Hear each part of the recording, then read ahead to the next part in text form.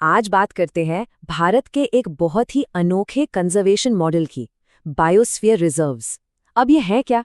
असल में ये सिर्फ जंगल या जानवरों को बचाने की जगहें नहीं है। नहीं, इनका काम तो इंसानों और प्रकृति के बीच के रिश्ते को कह सकते संवारने का है। तो चलिए आज इसी को समझते हैं कि आखिर ये हैं क्या और इतने जरूरी क्यों हैं। देखिए, कंजर्वेशन की दुनिया में ना एक बहुत बड़ा सवाल हमेशा से रहा है कि हम प्रकृति को लोगों से बचाएं या लोगों के साथ मिलकर बचाएं। अक्सर होता क्या है, जब भी कोई नेशनल पार्क या सेंचुरी बनती है तो वहां जो लोग सदियों से रह रहे होते हैं उन समुदायों को हटा दिया जाता है। तो सवाल ये उठता है कि क्या कोई ऐसा तरीका नहीं हो सकता जहां इंसान और प्रकृति दोनों एक साथ आराम से रह सकें, फल फूल सकें। और बस इसी सवाल का जवाब है बायोस्फीयर रिजर्व। देखिए, ये सिर्फ कोई प्रोटेक्टेड जंगल नहीं है, बिल्कुल नहीं। ये तो सीखने और एक्सपेरिमेंट करने की जगहें हैं। इन्हें लिविंग लेबोरेटरीज यानी कि जीवित प्रयोगशालाएं भी कहते हैं। मतलब ऐसी जगहें जहां हम ऐसे नए नए तरीके खोजते हैं जिनसे इंसान और पर्यावरण के बीच एक बैलेंस बना रहे। तो आज हम अपनी पूरी चर्चा को इन 5 हिस्सों में देखेंगे। सबसे पहले समझेंगे कि ये एक नई तरह का पार्क का आइडिया क्या है। फिर देखेंगे कि ये सिर्फ कंजर्वेशन से कहीं ज्यादा क्यों है। इसके बाद आएगी भारत की अपनी कहानी, यहाँ के रिजर्व्स का पूरा मैप देखेंगे और आखिर में बात करेंगे कि ये कैसे एक ग्लोबल ग्रीन नेटवर्क का हिस्सा है। तो चलिए शुरू करते हैं पहले हिस्से से, एक नए तरह का पार्क और इसका ग्लोबल ब्लूप्रिंट क्या है। आखिर ये आइडिया आया कहाँ से? तो देखिए, ये कोई एकदम से आया हुआ नया आइडिया नहीं है। इसकी जड़ें काफी पुरानी है। 1971 में यूनेस्को ने एक प्रोग्राम शुरू किया था, मैन एंड बायोस्फीयर प्रोग्राम, जिसे शॉर्ट में MAB कहते हैं। और इस MAB प्रोग्राम का मकसद ही यही था कि दुनिया भर में लोगों और उनके पर्यावरण के बीच का जो रिश्ता है उसे बेहतर बनाया जाए। और बस इसी प्रोग्राम के तहत 1973-74 के आसपास बायोस्फीयर रिजर्व का कॉन्सेप्ट सामने आया। अब जैसा कि मैंने कहा, ये सिर्फ पेड़ पौधों और जानवरों को बचाने के लिए नहीं है। इसका मिशन इससे कहीं ज्यादा बड़ा है, एक 3 हिस्सों वाला मिशन। और यही चीज इसे बाकी नेशनल पार्क्स या सैंक्चुरी से एकदम अलग बनाती है। तो इसके 3 मेन पिलर्स हैं, 3 मुख्य स्तंभ। पहला जाहिर है कंजर्वेशन, मतलब छोटे से जीन से लेके पूरे के पूरे लैंडस्केप तक बायोडाइवर्सिटी को प्रोटेक्ट करना। दूसरा है समझ बढ़ाना, यानी रिसर्च को सपोर्ट करना, मॉनिटरिंग करना, एजुकेशन को बढ़ावा देना।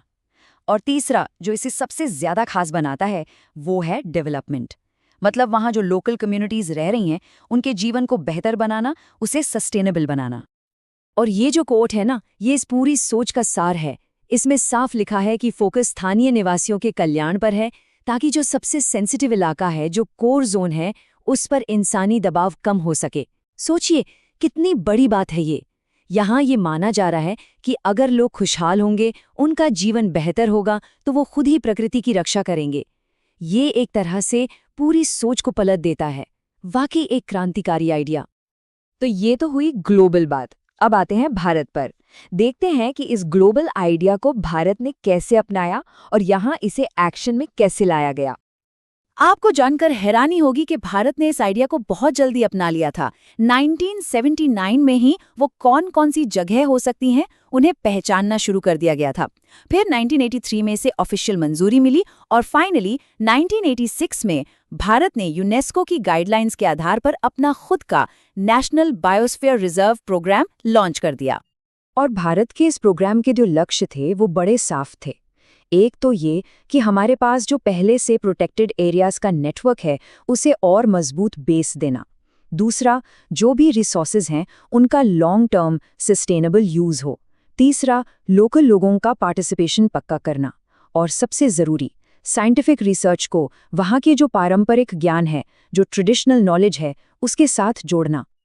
अच्छा, इस पूरे प्रोग्राम को चलाने के लिए पैसा भी तो चाहिए, तो इसके लिए केंद्र सरकार फाइनेंशियल हेल्प भी देती है। ये एक सेंट्रली स्पॉन्सर्ड स्कीम है और इसमें भी जो हमारे नॉर्थ ईस्ट और हिमालयन राज्य हैं, जो कि ज़्यादा सेंसिटिव माने जाते हैं, उन्हें प्रायोरिटी दी जाती है। वहाँ 90% खर्चा केंद्र उठाता है और 10% राज्य। बाकी राज्यों के लिए ये रेशियो 60-40 का है। तो आप देखते हैं भारत के इन रिजर्व्स का स्केल कितना बड़ा है और इनमें डाइवर्सिटी यानी विविधता कितनी जबरदस्त है। तो दिसंबर 2023 तक का जो आंकड़ा है उसके हिसाब से भारत में कुल 18, जी हाँ 18 बायोस्फीयर रिजर्व्स बनाए जा चुके हैं। ये नंबर अपने आप में बताता है कि भारत इस अनोखे मॉडल को लेकर कितना कमिटेड है। और जरा एरिया देखिए, इन 18 रिजर्व्स का कुल एरिया है 91,000 स्क्वायर किलोमीटर से भी ज्यादा। अंदाजा लगाने के लिए ये लगभग केरल और हरियाणा इन 2 राज्यों को मिला दे उतना बड़ा एरिया है। मतलब ये प्रोग्राम कितना विशाल है इसका अंदाजा आप लगा सकते हैं।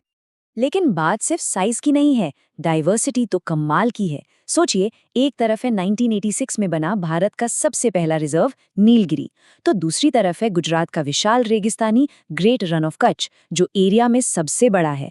फिर पश्चिम बंगाल में सुंदरबन है, जो अपने मैंग्रोव जंगलों के लिए पूरी दुनिया में मशहूर है। और मध्य प्रदेश का पन्ना, जो हाल ही में यूनेस्को के वर्ल्ड नेटवर्क में शामिल हुआ है। मतलब पहाड़ों से लेकर रेगिस्तान और डेल्टा तक सब कुछ है। तो चलिए अब आखिर में एक बार फिर जूम आउट करते हैं और देखते हैं कि भारत की ये कोशिशें ग्लोबल लेवल पर कहाँ फिट होती हैं और हमारा फ्यूचर प्लान क्या है। तो जैसा मैंने कहा, भारत इस काम में अकेला नहीं है। हम एक बहुत बड़े ग्लोबल नेटवर्क का हिस्सा हैं। दुनिया के 134 देशों में कुल 738 बायोस्फीयर रिजर्व्स हैं। ये एक बहुत ही पावरफुल नेटवर्क है, जहां देश एक दूसरे से सीखते हैं, अपना एक्सपीरियंस शेयर करते हैं। और इस ग्लोबल नेटवर्क में भारत एक बहुत इंपॉर्टेंट प्लेयर है। हमारे जो 18 रिजर्व्स हैं, उनमें से 12 तो पहले से ही यूनेस्को के उस खास world network of biosphere reserves का हिस्सा है, और जो बाकी 6 बचे हैं, उन्हें भी इस लिस्ट में शामिल करने पर बात चल रही है। और अगर भविष्य की बात करें, तो भारत का एक बहुत बड़ा और एम्बिशियस लक्ष्य है। वो है ट्रांस बाउंड्री बायोस्फीयर रिजर्व्स बनाना। इसका मतलब क्या हुआ? इसका मतलब ये कि हम अपने पड़ोसी देशों के साथ मिलकर ऐसे प्रोटेक्टेड एरियाज बनाएं जो देशों की सरहदों के आर पार फैले हों।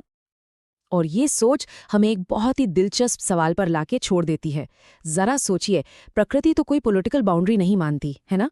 तो क्या ये साझा इकोसिस्टम, ये साझा प्रकृति देशों के बीच दोस्ती और शांति का एक पुल बन सकती है? एक बहुत बड़ा सवाल है, इस पर सोचिएगा जरूर।